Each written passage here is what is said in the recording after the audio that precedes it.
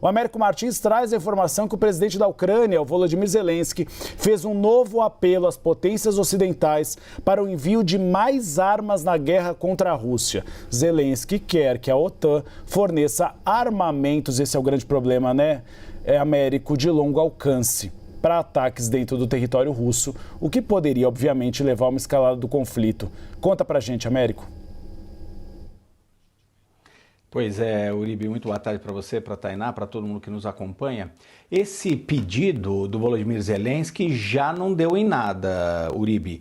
O secretário de Defesa dos Estados Unidos, Lloyd Austin, deu uma entrevista logo depois desse encontro dele ali com o Zelensky e outros líderes de países ocidentais que apoiam a Ucrânia. E aos repórteres, o Lloyd Austin, secretário de Defesa americano, disse que nenhuma arma vai mudar o rumo dessa guerra de uma hora para outra e que não adianta liberar esses ataques de longa distância dentro do território russo porque eles não resolveriam a guerra. Então foi uma forma até gentil do Lloyd Austin dizer para o Volodymyr Zelensky, através dos repórteres, que os Estados Unidos não vão liberar, pelo menos por enquanto, ou no curto prazo, o uso dessas armas de longa distância pelos ucranianos. Por que o Zelensky vem pedindo isso já há semanas, meses? Ele sempre pede mais equipamentos, mais dinheiro para o esforço de guerra e uma autorização desses países ocidentais, especialmente Estados Unidos e os países europeus que fazem parte da OTAN, para liberar o uso das armas que eles recebem para atacar a longa distância dentro do território russo. Em primeiro lugar, ele quer defender a Ucrânia, obviamente, mas ele atacando muito longe da fronteira com a Ucrânia, ele consegue atingir alvos militares que os russos colocam a longa distância, justamente para evitar que os ucranianos o acertem muito facilmente. Mesmo assim, esses equipamentos russos são utilizados depois na frente de batalha. Então, o Zelensky queria ampliar, na verdade, a guerra de uma certa forma, levando parte dessa guerra mais ainda para o território russo, sendo que, obviamente, os ucranianos já invadiram um pedaço do território russo no início de agosto, continuam controlando mais de 1.000 quilômetros, mais de 1.000 quilômetros quadrados, perdão. Mas o Zelensky e as Forças Armadas ucranianas continuam insistindo que eles só vão conseguir ter alguma chance nessa guerra se eles puderem, de fato, mandar esses mísseis de longo alcance, coisa que os americanos estão deixando cada vez mais claro que não vão aceitar. Uribe. Américo Martins, você teve uma conversa importante com um representante do governo ucraniano. Conta pra gente como foi essa conversa e o que trouxe de novidade. Pois é, Uribe, foi uma entrevista exclusiva com o Andriy Kostin, que é o procurador-geral da Ucrânia, e ele me contou com exclusividade que os ucranianos já processaram e condenaram 120 militares russos por crimes de guerra. Todos esses militares foram julgados em cortes ucranianas por vários tipos de crime, Uribe, desde tortura contra civis ucranianos, prisões arbitrárias de civis ucranianos, crimes sexuais, assassinatos desses civis.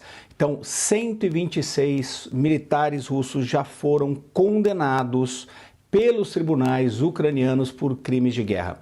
A maior parte deles, Uribe, foi condenada à revelia, porque os ucranianos não conseguiram prender esses soldados, embora eles tivessem todas as evidências e fizeram esse processo dentro das próprias cortes ucranianas, usando a legislação ucraniana. Apenas 20, mais ou menos, desses soldados foram condenados pessoalmente, estavam no julgamento, e uma parte deles já foi trocada, inclusive, com prisioneiros de guerra ucranianos que estavam nas mãos dos russos. Existe uma controvérsia sobre isso, Uribe, porque obviamente é a questão da independência dessas cortes, julgar com independência o inimigo.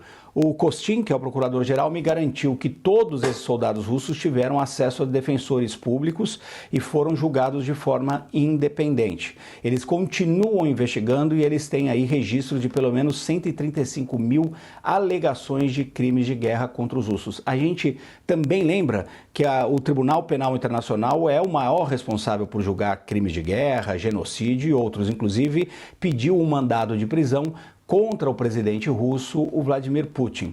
Vamos ouvir um trechinho do que o procurador-geral da Ucrânia disse, falando sobre esses julgamentos dos primeiros soldados e militares russos acusados de crimes de guerra. As of today, we have identified 652 suspects, which means that it's the number of alleged perpetrators for whom we have their names or photos is much bigger.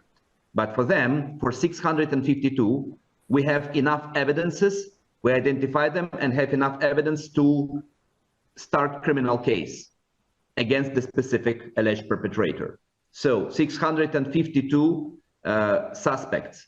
We have finished investigation in 469 cases. So these cases are already in Ukrainian courts. And we have already 126 Russian war criminals convicted in Ukraine by Ukrainian courts for different war crimes committed them against Ukrainian people.